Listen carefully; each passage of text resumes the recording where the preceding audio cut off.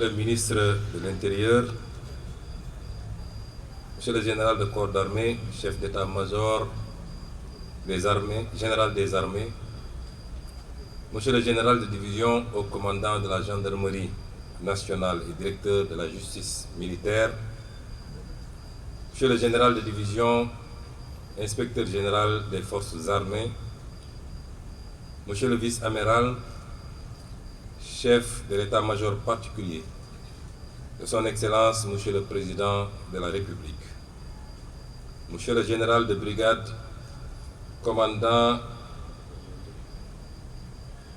la brigade nationale des sapeurs-pompiers, Madame, Messieurs les officiers généraux, Monsieur le colonel, commandant la zone militaire numéro 1, Monsieur les officiers, sous-officiers et militaires de rang, et militaires du rang, chers grands anciens, mesdames et messieurs, chers invités à vos rangs, titres et qualités. Tout à l'heure, après la projection du film, je me suis retourné vers Monsieur le Semga pour lui poser la question de savoir est-ce que ce film serait projeté à la télévision nationale et dans tous les autres médiums. Il m'a rassuré en me disant que c'était la première et que ça ferait l'objet d'une large diffusion. J'ai posé cette question parce que les Sénégalais aiment leur armée nationale. Ils l'aiment plus que toute autre institution, tout groupement et toute individualité. L'armée nationale est certainement l'un des ciments les plus forts de notre consensus national. C'est donc avec un plaisir et un grand sentiment de fierté que je me joins aujourd'hui à vous, Monsieur le ministre des Forces armées, accompagné des membres du gouvernement, pour présider cette cérémonie officielle de lancement de la campagne nationale de solidarité au profit des militaires blessés de guerre et des invalides. Je voudrais d'emblée saluer cette belle initiative du chef d'état-major général des armées qui a très vite rencontré l'onction de son Excellence, Monsieur le Président de la République, Bassirou Diomaye Diakhar Faye, chef suprême des armées. En effet, cette activité majeure qui nous réunit aujourd'hui est au cœur de sa vision et de l'engagement du gouvernement au service de nos concitoyens.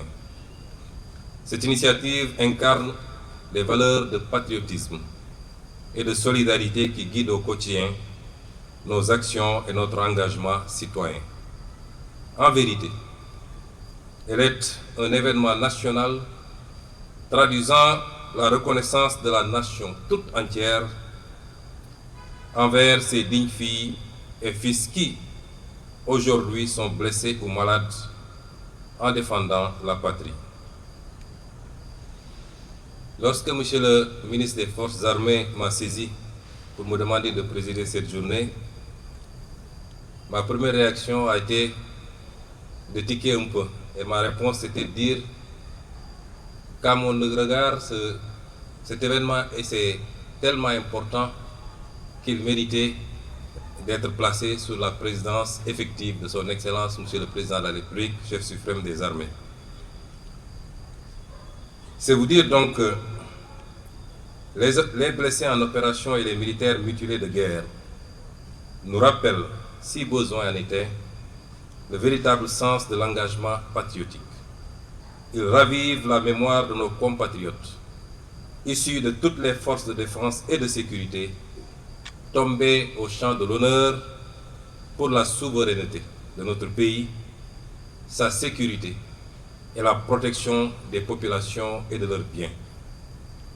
Je m'incline donc pieusement devant leur mémoire et réitère toute ma compassion à leur famille.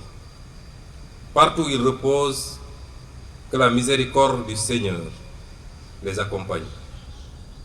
Ils nous démontrent surtout, par l'exemple, le besoin de développer une grande résilience au niveau individuel et sur le plan national, dans un contexte international de plus en plus complexe et imprévisible.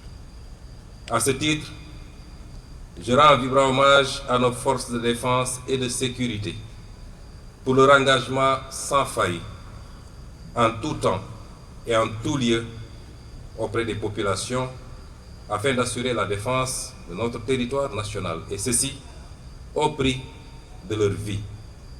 Pour cette raison, je voudrais ici les citer en exemple pour notre jeunesse. Ma présence parmi vous montre à suffisance la volonté du chef suprême des armées et du gouvernement d'être davantage plus près de ses filles et fils de la nation et de leurs familles. Je salue l'effort au quotidien des armées dont les actions viennent s'adjoindre aux mesures déjà prises par le gouvernement pour la revalorisation des pensions d'invalidité, la modernisation du mécanisme de la prise en charge médicale et l'octroi de logements pour les décédés en opération. Au demeurant, cette nouvelle initiative offre à ces valeureux djambars l'opportunité de poursuivre leur contribution au développement économique et social de notre pays. C'est pourquoi je me félicite de l'approche transparente et pragmatique d'identification de projets structurants par les concernés eux-mêmes en relation avec les experts de l'Agence pour la réinsertion sociale des militaires. Dans cette perspective, je vous invite, chers djambars, à vous organiser autour d'une entité fédératrice et à vous engager pour un emploi optimal des ressources qui seront mobilisées. Au-delà de l'autonomie procurée, cette démarche vous offre l'opportunité de vous insérer dans l'environnement économique actuel et à jouer votre rôle en parfaite harmonie avec les initiatives gouvernementales. Je puis vous assurer du soutien indéfectible du chef suprême des armées et à tous les services du gouvernement dans la mise en œuvre de cette belle initiative. Au-delà de la volonté du Dello Njukkal, signe de reconnaissance des sacrifices que vous avez consentis, cet élan de solidarité est une manifestation de la communion armée-nation, notion très chère à son Excellence le Président de la République. Et les armées auront constaté que depuis l'avènement de son Excellence à la magistrature suprême, rien quasiment ne se fait dans ce pays sans l'implication directe des armées. Une valeur cardinale traduisant toute la fierté de nos compatriotes pour le professionnalisme de leur armée et qui constitue un véritable levier de construction citoyenne.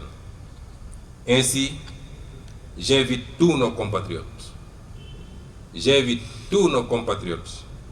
en commençant par les membres du gouvernement et tous ceux qui sont investis d'une responsabilité, à se joindre aux armées pour soutenir nos djambars frappés d'invalidité dans le financement de projets viables et durables. Je réitère mes félicitations et encouragements au ministre des Forces armées, au chef d'état-major général des armées et à tous les acteurs impliqués dans l'organisation de cet événement important.